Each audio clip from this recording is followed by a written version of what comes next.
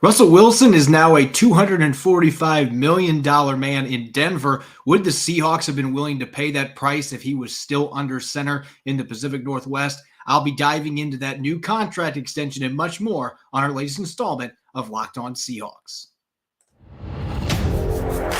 You are Locked On Seahawks, your daily Seattle Seahawks podcast.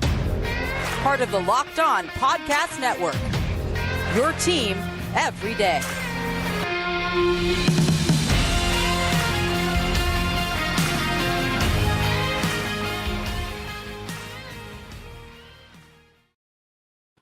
Greetings, 12. This is Corbin Smith, your host for Locked On Seahawks. Thanks for joining me for our Thursday episode. As always, thanks for making Locked On Seahawks your first listen 5 days a week. We greatly appreciate it. The regular season opener against the Denver Broncos just 11 days away. It's coming fast, and it's fitting. We're going to be talking about a certain player that's going to be making his homecoming to Lumen Field on Monday Night Football. Some big news coming out of the Mile High City today that obviously has some relevancy to the Seahawks for that game coming up and in the future as well. So I'm going to be breaking down a new contract extension for Russell Wilson and a reason why fans maybe should be a bit more optimistic about where the Seahawks stand heading into the next couple of years in the post-Russell Wilson era. Now for your lead story here on Locked On Seahawks. The Seahawks officially have a practice squad. Well, sort of. They can have up to 17 players on their practice squad because Aaron Donkor still has an exemption, second year in the league, a former player pathway program, the International Player Pathway Program coming over from Germany. So he is still exempt, which means the Seahawks can have one additional player on their practice squad. And they practiced today with most of these players on the field. They still have 2 open spots to fill. But quarterback Sean Mannion, as we talked about yesterday, he is replacing Jacob Eason on this practice squad. Jacob Eason ends up going to the Carolina Panthers practice squad. Seattle clearly decided they had seen enough, or maybe it was a case where Eason felt he had a better opportunity in Carolina with Baker Mayfield being there and Sam Darnold being injured. Suppose there maybe is an opportunity for him to get onto the active roster at some point as a backup, but certainly they've got quarterbacks in place already. Darwin Thompson, Cade Johnson, Bo Melton all returning, as well as J.J. Arcega-Whiteside, who the Seahawks acquired in a trade during training camp in exchange for Ugo Amadi. Amadi then got flipped to the Titans in a second trade, but Arcega-Whiteside gets to stay on the practice squad, and maybe we'll get an opportunity down the line when he's had more chances to learn this offense. He's only been with the team for a few weeks. Tight end Tyler Mabry, and then 3 offensive linemen. Liam Ryan and Greg Island were in camp with the Seahawks.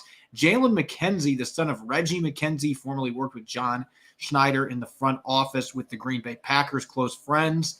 He has been signed to the roster as well. Aaron Donkor returning as that exempted 17th player in the practice squad. Linebackers Tanner Muse and Vi Jones. And a couple of newcomers in the secondary. Quandre Mosley. The Seahawks now have 2 Quandres in the secondary, along with Quandre Diggs. Mosley spent some time with the Dallas Cowboys. And then Xavier Crawford, a familiar name for Sean Desai, who coached him the last couple of years in Chicago. Crawford coming over after being waived, was with the Jacksonville Jaguars this month. And Scott Nelson, another player that was with the Seahawks, the only undrafted safety that the Seahawks are bringing back, at least to this point, on their practice squad. When you look at this list, there's really no real surprises for the Seahawks. They were hoping to bring back Bo Melton. Arcega-Whiteside, it's understandable, being a former second-round pick, why they would maybe want a little more extended look at him than, say, bringing back Freddie Swain, who they decided not to bring back in the practice squad.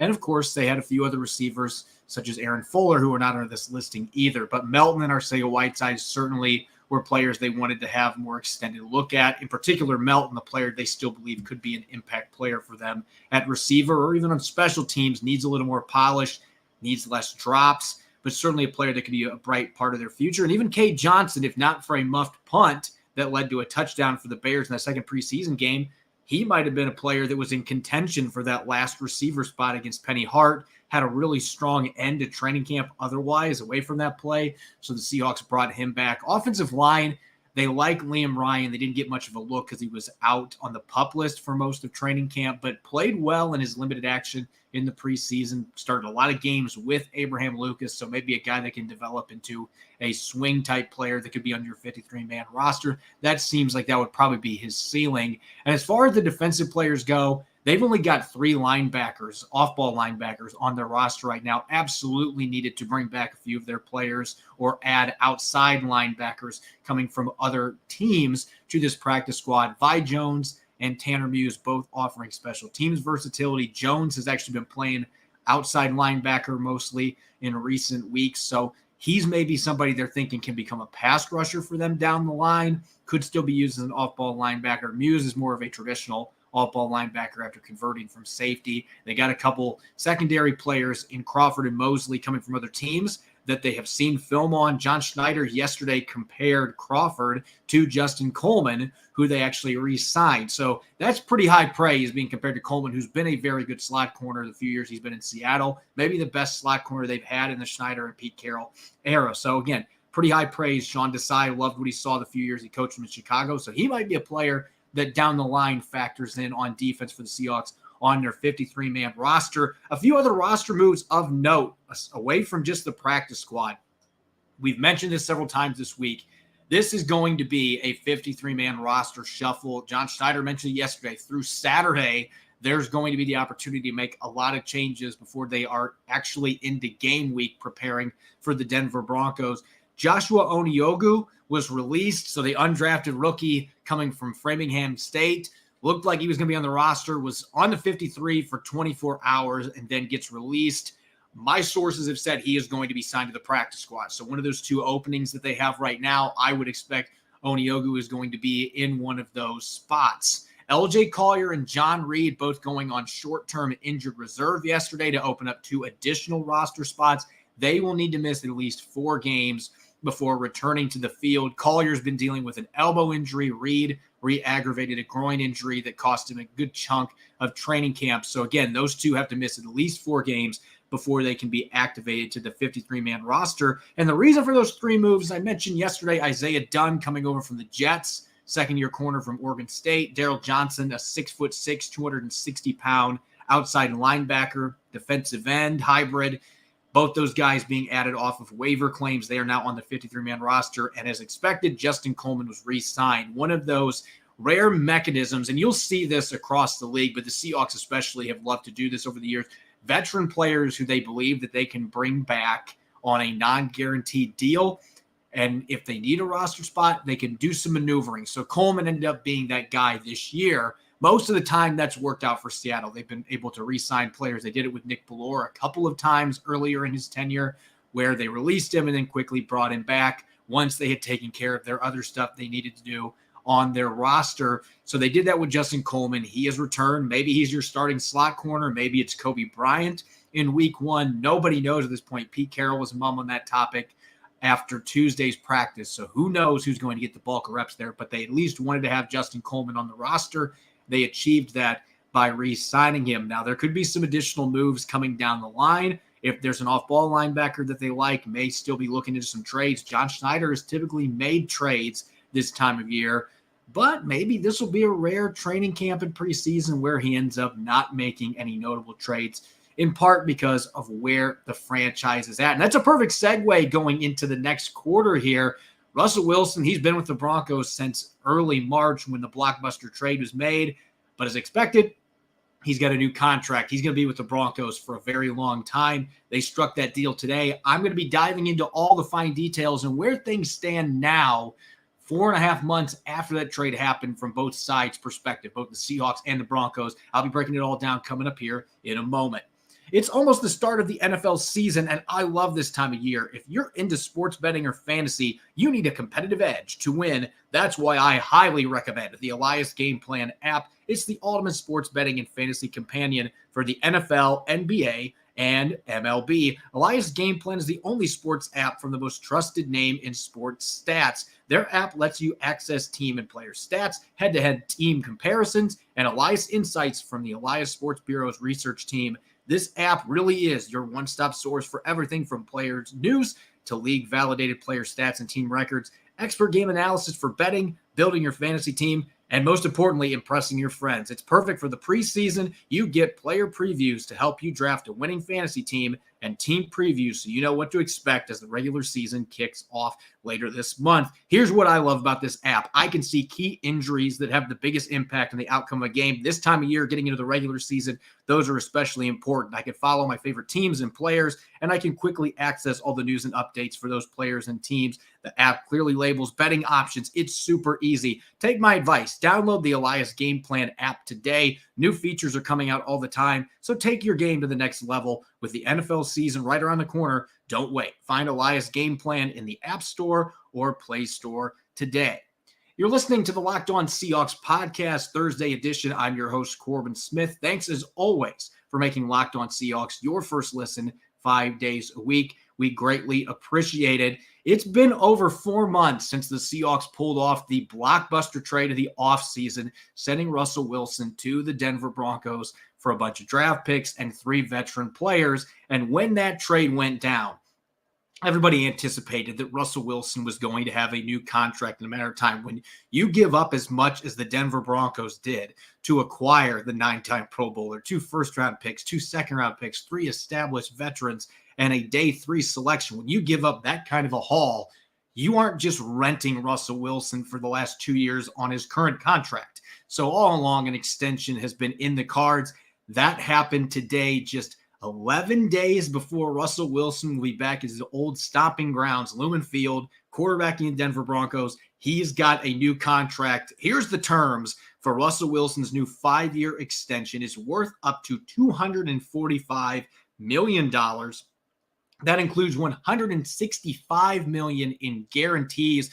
And just breaking that down, that's the 3rd most guaranteed money in the NFL. The only 2 players that have more, Deshaun Watson and Kyler Murray, both those quarterbacks getting new contracts this offseason. Watson, that's the reason he went to the Cleveland Browns, a fully guaranteed contract, which is unprecedented in the NFL. And Kyler Murray, obviously, all the disappointment early in the offseason about not getting a contract extension. The Cardinals finally obliged, and he gets the 2nd most guaranteed money.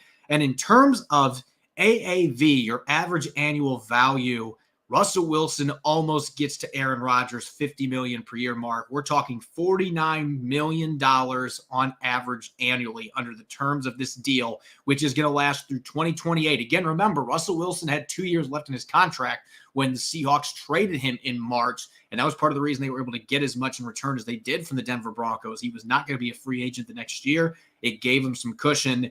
But these extra 5 years, Russell Wilson is going to turn 40 during that final year that he is under contract. And this might be the thing that irks Seahawks fans the most, at least based on what I've seen on social media today. Affordable cap hits the next 3 years with this extension. This season, his cap hit now is only $17 million. In 2023, it's $22 million. For a star quarterback, that's pretty affordable. 2024, it jumps up to $35.4 million. That's a pretty significant cap hit. After that, from 2025 to 2028, the cap hit jumps north of $50 million for all 4 of those seasons. So you look down the road, if you're the Denver Broncos, that could be something that's a little bit hairy, because we're talking about a quarterback that by the time his cap hit is escalated north of 50, yes, there's going to be a jump in the salary cap the next several years from the TV deal. So teams are going to be able to absorb those type of cap hits easier. But at the same time, Russell Wilson is going to be heading into his late 30s by the time that happens. And his game has been predicated a lot on his mobility and creating plays with his legs. What is he going to be able to do at that point? And that led me to an interesting question on social media. And I'll share my opinion on this here in a moment. But this was my question that I posted. If Russell Wilson was willing to sign, which may not have been the case anyway, based on everything we know from John Schneider and all the other reports that are out there, Russ may not have been willing to sign an extension regardless. But if he was willing to, would you have been cool with the Seahawks giving Russell Wilson an identical 5-year extension to the one that the Broncos gave today? And I'll say this right now, looking at the poll before I started the show, less than 20% said yes, and more than 80% said no. So this was a very one-sided response to this question. I was expecting that it was going to be leaning heavily towards no, but maybe not that much. Here's just a few sample responses that we got from our listeners. Matt G said, yes, I would. I love keeping our heroes as long as possible. I think he has a lot of good football left in him. It might have been an overpay, but he was our best quarterback. I've come to terms with him going, but it would have been okay if he wanted to stay too. And then Seattle Seahawks, this was kind of a split answer. So there weren't very many that were just pure, yes, absolutely, I would pay Russell Wilson this if I was the Seahawks. Seattle Seahawks says to have him for the next 3 years, yes, but I'd be afraid of what it might look like 5 years in. And this goes back to the age aspect. Again, 3 years from now, Russell Wilson's going to turn 34 this year. He will be 36 going on 37 by that point. So, yes, age is going to become a factor. And Tom Brady has made this a little bit different in terms of how age is viewed with quarterbacks. But there's a reason there aren't very many 45-year-old quarterbacks playing the NFL. In fact, there's only one. A quarterback is still a position that late 30s, early 40s, it's going to be really difficult to continue playing a high level. Drew Brees lasted till he was 43, but his last year or so in the league, there was a steep drop-off in his play too. So that is certainly something to consider. As far as the no responses, I had a lot of them to pick from, but here are the ones that jumped out. Matt Cook said no. Russell's ability to scramble will continue to decline. The O-line would not have been addressed if he had stayed. Very good point there. You can't pay an aging quarterback top dollar if you also don't put pieces in place to protect him. And then Alex said, yeah, no thank you. The Band-Aid had been ripped off. While I do not agree with Pete Carroll's current direction at quarterback, Russell just could not have lasted here. And then Jeffrey Day, he's not Tom Brady, will always depend on his legs to escape and make big plays.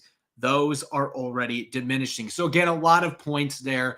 And some of our listeners are going to be like, why are you sitting in the middle of the coin? Because I just don't believe that everything is in an absolute. And you look from the Seahawks perspective, what Russell Wilson accomplished his 10 years with this football team. 9 Pro Bowls. All the victories, all the touchdowns. He's in the top 3 all time for touchdowns in regular season and playoff games for any quarterback in the first 10 seasons. So he is an illustrious company. And Russell Wilson has been a special quarterback for the Seattle Seahawks. But you can also understand the reservation about paying $49 million per year for a QB whose skill set is a lot different than Tom Brady. Tom Brady has always been sly, moving around the pocket, but he has never been a good or elite athlete. He's never been somebody that's relied on his legs. Russell Wilson, that has been a big part of his game. I said this when the trade happened. I do wonder about how well his skill set, how well his playing style is going to age compared to, say, somebody like Tom Brady. The Broncos are banking on that with his contract, but they've also protected them quite a bit because the last 3 or 4 years, there's very little guaranteed money on the table. So they have protected themselves to an extent for when Russell Wilson gets older. They could always do an extension off that too if he's still playing at a high level to lower cap hits. There's a lot of mechanisms at play. But I think from Seattle's perspective, if they truly had a good relationship still with Russell Wilson and they felt that he was still an elite quarterback, $49 million, yeah, that's a lot per year. But if you still believe he's that quarterback, then you absolutely pay it. But I don't know that the Seahawks feel like they need a quarterback like that. They're really going to put it to the test this year with Geno Smith or Drew Lock, whatever they end up doing at the quarterback position as the season progresses. That is really going to test to see if they can win games without having an elite quarterback. They're going to be going with what many consider to be a well below average starting quarterback in Geno Smith or Drew Lock. So they're really going to test that. But nonetheless, I can see why the Seahawks would have been hesitant to pay this contract given the type of offense they want to run, Wilson's age, his play style. There's all these different factors to consider. And most notably, he wanted out. It became very evident towards the end that he was pushing those buttons to get out of Seattle. And Denver was the place that he preferred. That's where he's at now. He was a little bit more willing to make some concessions on his contract than I think he would have been in Seattle, given the state of the roster. So maybe it was one of those cases where, you know what, the Band-Aid was ripped off. We need to rebuild. Russell Wilson's not going to be part of that. Let's send him to Denver. We'll see what happens. This is going to be something everybody's going to be monitoring starting when he comes to Seattle in week 1. Everybody's going to be following how Wilson plays in Denver, what happens with the Broncos. And the big reason why is this is something we're going to be revisiting for the next several years. This is not a trade where you can immediately just name a winner as much as any trade because of the draft picks that were at play. You look at the two sides. The Broncos got Wilson. Urzurike as well, their 4th-round pick that they got in exchange from the Seahawks. And then you look from the Seahawks perspective. You hope you've got your left tackle of the future. It's going to be playing right away in Charles Cross. Boye Mafe, you drafted 40th overall, the 2nd rounder you got from Denver. You believe the upside's there for him to be a pass rushing monster off the edge. He is a raw player, but in time can develop. And then they traded down with pick number 145, ended up getting Tyreek Smith and Derek Young. Derek Young just made their 53-man roster at pick number 233. Tyreek Smith would have been on this roster if he was healthy. He's going to miss the whole season injured reserve, but a player that they certainly are high on. All 4 of those players can be building blocks for the Seahawks' next contender. And then you've got those 1st and 2nd round selections coming up in 2023. And everybody's anticipating that a quarterback is going to be picked. That is really where this trade is going to end up being evaluated at the end of the line. Can the Seahawks get their next franchise quarterback with that 1st or even 2nd round pick? You would hedge bets it's going to be that 1st round selection. They're going to have their native 1st round pick as well. So they've got 2 first and 2 second rounders next year. Fant is probably going to be part of their future. Harris is a little older player, but he could be here for a few years. And Drew Lock, who knows what's going to happen on that front with him not winning the quarterback job. But he really was kind of a throw-in in this deal. He was not a centerpiece part of it. Those 1st and 2nd round picks were. So that's really what is going to be evaluated moving forward here. On Denver's side, they're hoping that Russell Wilson, a $245 million man that's going to be making $49 million per year, takes them back to the promised land and they can get at least 1 Lombardi trophy. That's the ultimate goal. That was an all-in move. We got our quarterback. We think we built the roster around him. So it's pretty simple on their end. Can Russell Wilson lead us to titles? On Seattle's side, you've got all these draft picks that you need to hit on, a large chunk of them, and you need to figure out who your quarterback of the future is. Next year's draft class looks like it's going to have a lot of quarterback talent. So that is when Seattle's expected to get that QB with 2 first rounders, 2 second rounders. They're going to have the ammunition to be able to get that quarterback. If they need to move up, they might have a higher pick anyway because of the state of the team.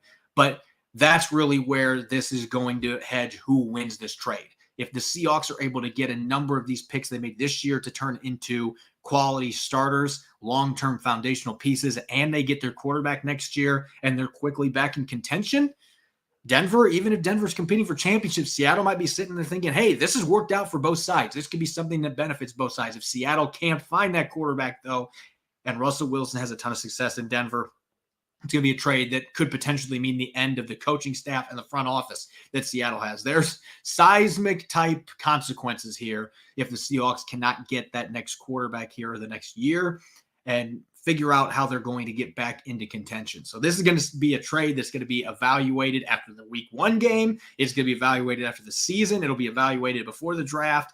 And of course, after the draft next year. And then 2 or 3 years from now, everybody's going to be looking back at this trade because truly seismic effects for both franchises. Denver's hoping Super Bowl. Seattle's hoping they can quickly hit the reset button and be right back in contention with a young quarterback steering a roster that is well equipped to be able to win playoff games around that player. Speaking of that youth movement, again, another perfect segue here on our Thursday episode.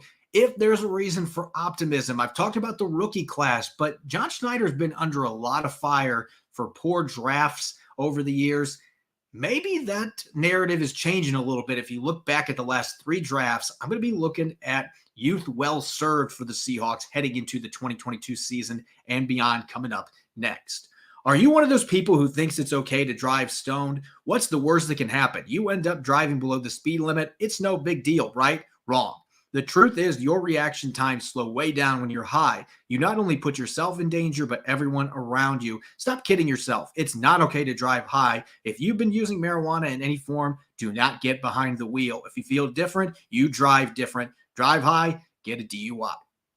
You're listening to the Thursday edition of Locked On Seahawks. I'm your host, Corbin Smith. Again, thanks as always to all the 12s out there for making Locked On Seahawks your first listen 5 days a week. Now for your second listen, go check out the Ultimate Pro Football Preview 2022, an 8-episode extravaganza to get you ready for the NFL season.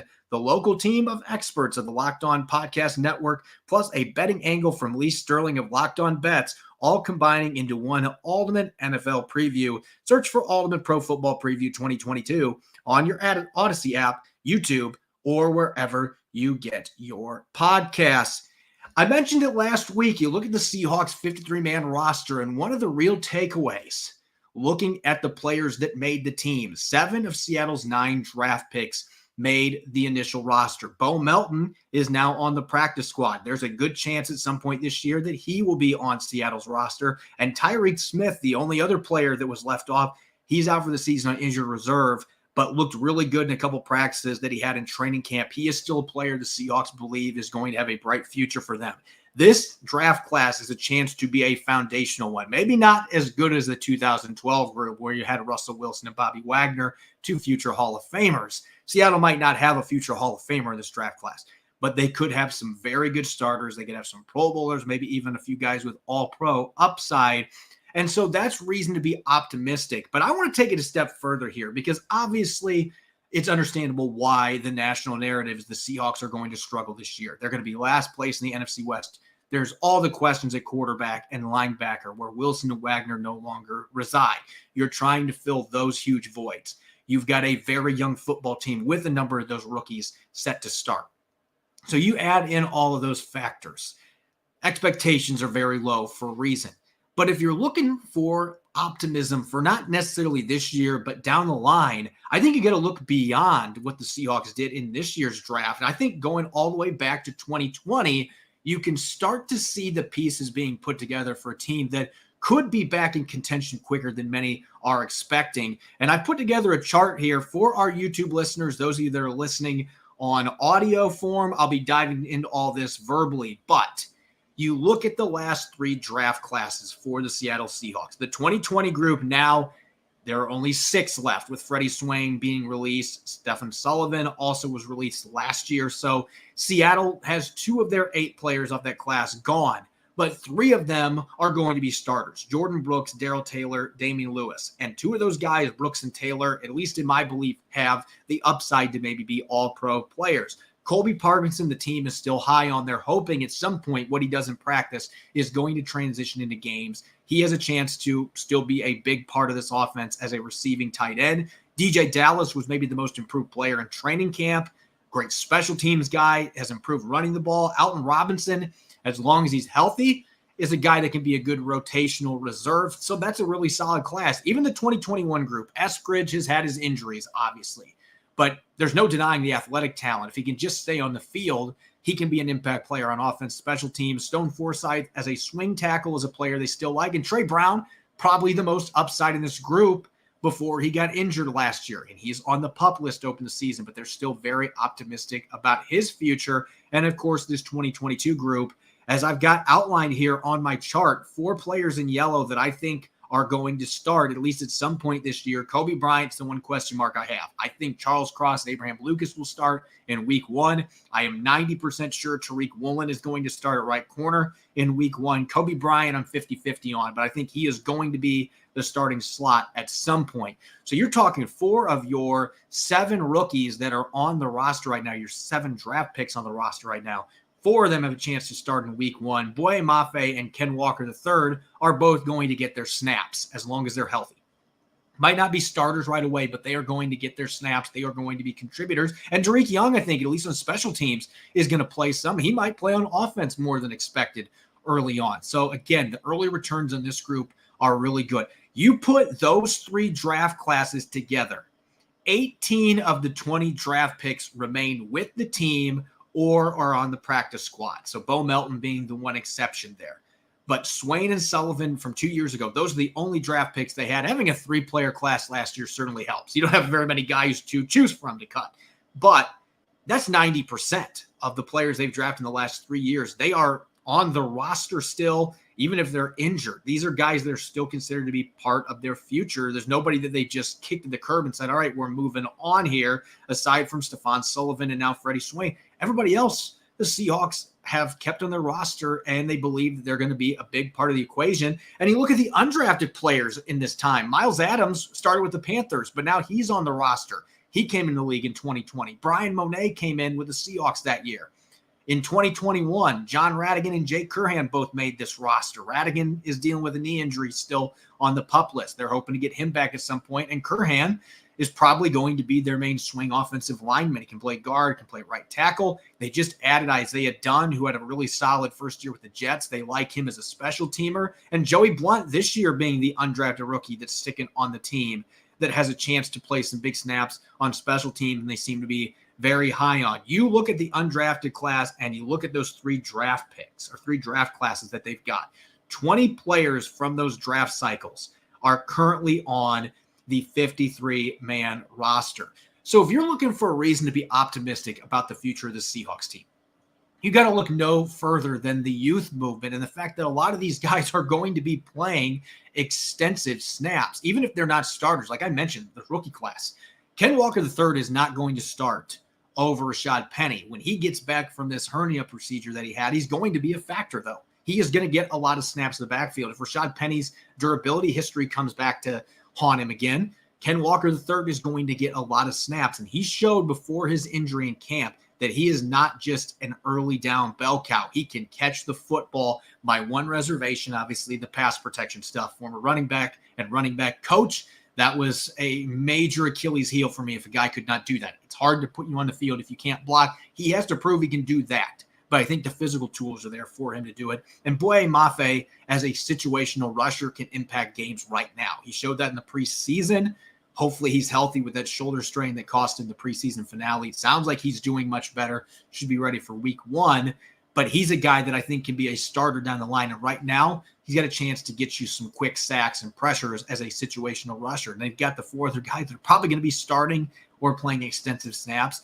Last year's group, D. Eskridge still could play a lot of snaps on offense and special teams. Forsythe, he gives you depth. Obviously not going to be a starter right now, but a guy that they are still high on that if he has to could play some snaps for you. And that 2020 group, as I mentioned, you got 2 players with all-pro ceilings in Darrell Taylor and Jordan Brooks. Damian Lewis, I still think, can be a Pro Bowl guard. Second season was disappointing.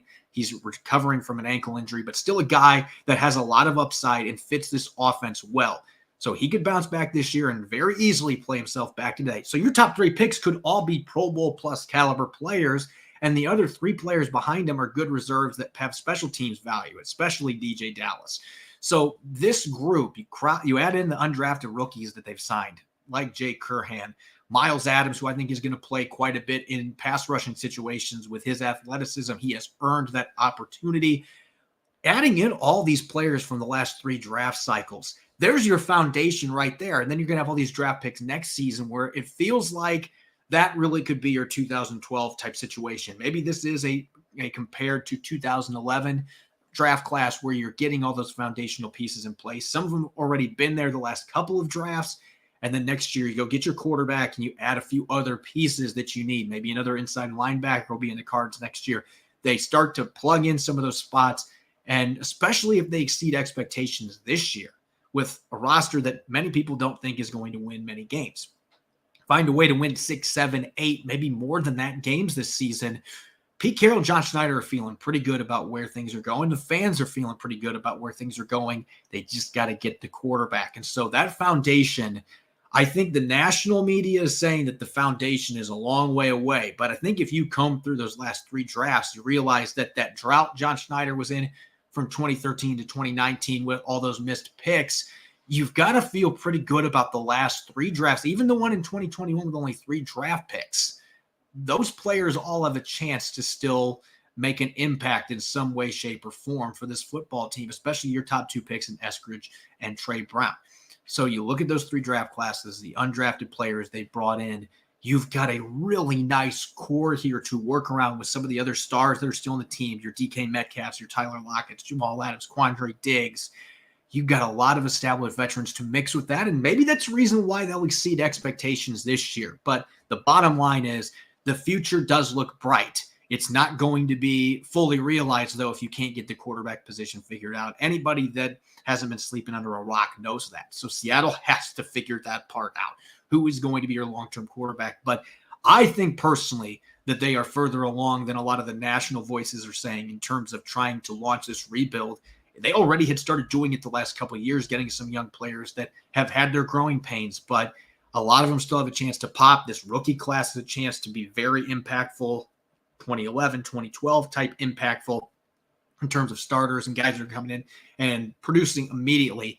And so that is a real reason why fans and players and coaches, everybody that's involved in the organization, there should be a bright outlook, even if right now you still have that huge cloud hanging over your franchise. But who's going to replace Russell Wilson? Of course, that is going to keep looming over until they find that quarterback next year. They draft one, or if somehow they go out and get another veteran QB, whatever they choose to do, that is going to continue to hover over the franchise.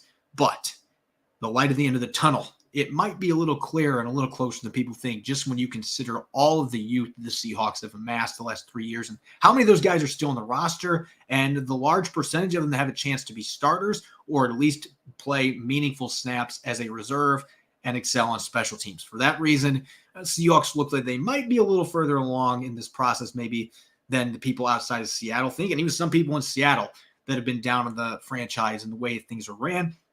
You might have reason to be a little bit more optimistic when you look at those last 3 drafts. Of course, everything's still got to come together with the quarterback. So we'll see what happens this year. And that's one of the great things about the season. I think some fans are excited about it. There is such a great unknown with this team, with the quarterback situation. Are they going to be able to win games? Are they going to be able to compete? We're going to get to find out here in 11 days. And I think that the young players are going to have a major bearing on not only how competitive this team is, but how many wins they have this year and beyond. As always, you can follow me on Twitter at Corbin Smith NFL. Make sure to check out Locked On Seahawks on Apple Podcasts, Google Podcasts, Spotify, and streaming 5 days a week on YouTube. Coming up on our Friday episode, with Nick Lee out, I'm going to be taking the reins with some fantasy football talk, and I'll be answering your questions. We're doubling up on mailbag with there not being a game this weekend, so I'll be tackling your questions and dishing out some fantasy advice for the upcoming season. You won't want to miss it. Thanks for listening. Enjoy the rest of your Thursday